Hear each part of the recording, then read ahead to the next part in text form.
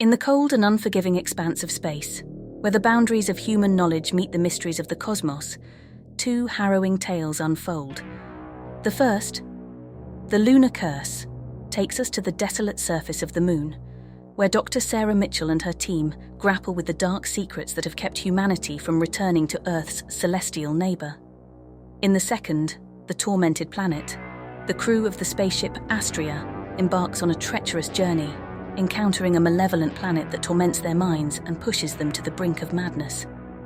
As the boundaries between reality and nightmares blur, both stories explore the limits of human resilience in the face of cosmic horrors that defy explanation. The Lunar Curse. The year was 2035, and humanity's exploration of space had reached remarkable heights. Mars colonies flourished, asteroid mining had become a booming industry, and deep space probes roamed the cosmos. However, one place remained untouched, shrouded in mystery and fear: the moon. There was a reason why we were not going back to the moon, a dark secret hidden within the lunar dust. Dr. Sarah Mitchell, a brilliant astrophysicist, had dedicated her life to unraveling the moon's enigma. She had been obsessed with lunar research since childhood, inspired by the stories her grandfather told her about the Apollo missions. Her grandfather, an engineer who worked on the Apollo program, had always been cryptic about what had really happened on the moon. His tales were filled with dread, hinting at a sinister force lurking in the lunar shadows. One night, as Sarah was poring over her grandfather's old journals, she stumbled upon a chilling entry dated July 1972. It described an eerie encounter during the Apollo 17 mission, the final lunar landing. Her grandfather wrote of strange noises that echoed in the vast lunar desolation, whispers that resonated through the astronauts' helmets.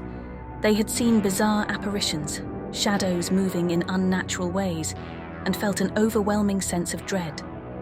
But the most haunting revelation was the photograph they captured: a shadowy figure standing against the lunar horizon, its features indistinct but undeniably humanoid. Driven by curiosity and a desire to uncover the truth, Sarah assembled a team of top-notch scientists and engineers.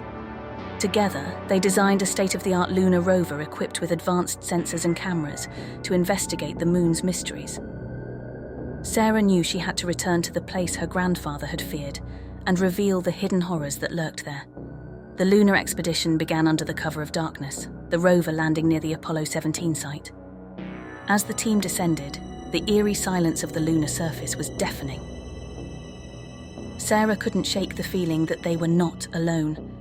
The lunar landscape stretched out before them, vast and desolate, casting long, haunting shadows. Their first day on the moon was uneventful, spent collecting samples and conducting experiments.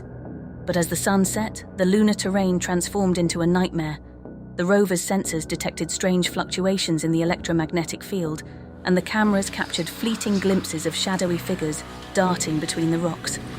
Whispers filled the astronauts' helmets, unintelligible and spine-chilling. Sarah decided to investigate the shadowy figure captured in her grandfather's photograph. The team carefully approached the location, and as they reached it, they were greeted by an overwhelming feeling of dread. The lunar dust seemed to shift and rise, forming an amorphous shape that coalesced into a towering, humanoid figure.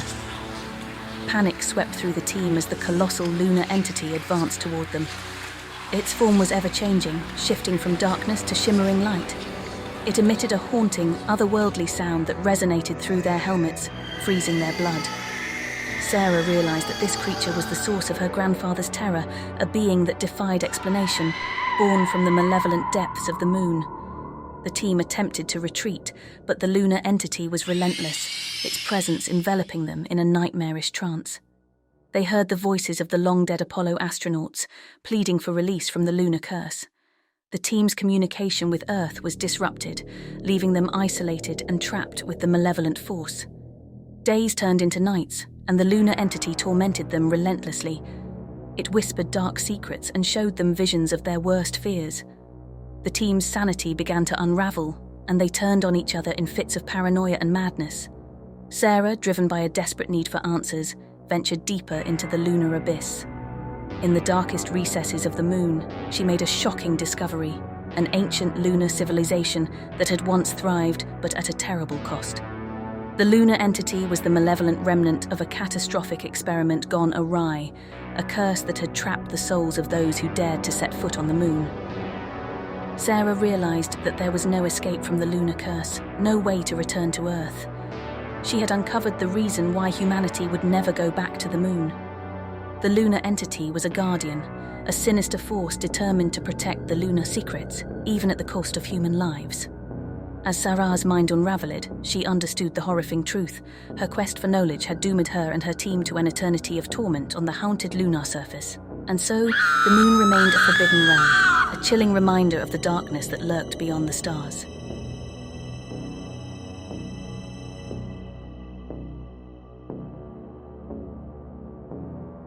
The Tormented Planet. In the depths of the cosmos, aboard the spaceship Astraea, Captain Emma Lawson and her crew embarked on an exploration mission to the far reaches of the galaxy. They were a diverse team of scientists, engineers, and adventurers, driven by the allure of discovering new worlds. Little did they know that their encounter with a mysterious planet would push them to the brink of madness. It had been months since they left Earth, and the vast expanse of space weighed heavy on the crew. The stars twinkled like distant promises of adventure, but isolation crept in, breeding paranoia and unease. As they scanned the universe for potential discoveries, their instruments detected a planet that seemed to materialize from the void. It was unlike anything they had ever seen, enveloped in an eerie, pulsating mist that seemed to beckon them. Captain Lawson, fueled by her curiosity, made the decision to investigate this enigmatic planet. As they descended through the thick, shimmering atmosphere, the crew was immediately overcome by a sense of dread. The mist clung to the spaceship like an invisible shroud, and the once familiar stars disappeared, replaced by an inky darkness. Within hours of their arrival, the crew began experiencing strange phenomena. Vivid nightmares haunted their sleep, each one more terrifying than the last. Crew members awoke drenched in sweat, unable to shake the feeling that something was watching them from the shadows. The ship's system started to malfunction, and eerie whispers echoed through the corridors. Dr. Olivia Bennett, the ship's psychologist, was the first to recognize the sinister influence of the planet. She conducted psychological evaluations on the crew, discovering that their nightmares were eerily similar. They all dreamed of a desolate alien landscape, where the planet itself seemed to come alive, reaching out to them with tendrils of darkness. As the days passed, the crew's descent into madness accelerated. They argued incessantly, accusing each other of betrayals and conspiracies. Paranoia gnawed at their sanity, and they could no longer distinguish between their own thoughts and the insidious whispers that filled their minds. The planet seemed to torment them with their deepest fears and regrets. Captain Lawson, once a steadfast leader, succumbed to the planet's torment. She became convinced that the crew was plotting mutiny and locked herself in her quarters, convinced that her only safety lay in isolation. The crew, terrified and divided, struggled to maintain the ship's systems and their own sanity. Dr. Bennett, determined to find a way to break the planet's grip on her colleagues, delved into the ship's extensive database. She discovered records of ancient myths and legends that mentioned a planet with the power to manipulate the minds of those who ventured too close. It was said to be a sentient entity, a malevolent force that fed on the fears and insecurities of those who dared approach. Desperate for a solution, Dr. Bennett proposed a risky plan. She believed that if they could confront their fears and doubts head-on, they might be able to weaken the planet's hold on their minds. The crew, their willpower hanging by a thread, agreed to try anything that might save them. Captain Lawson turned to Dr. Bennett, her voice trembling. "Olivia, do you really think this will work?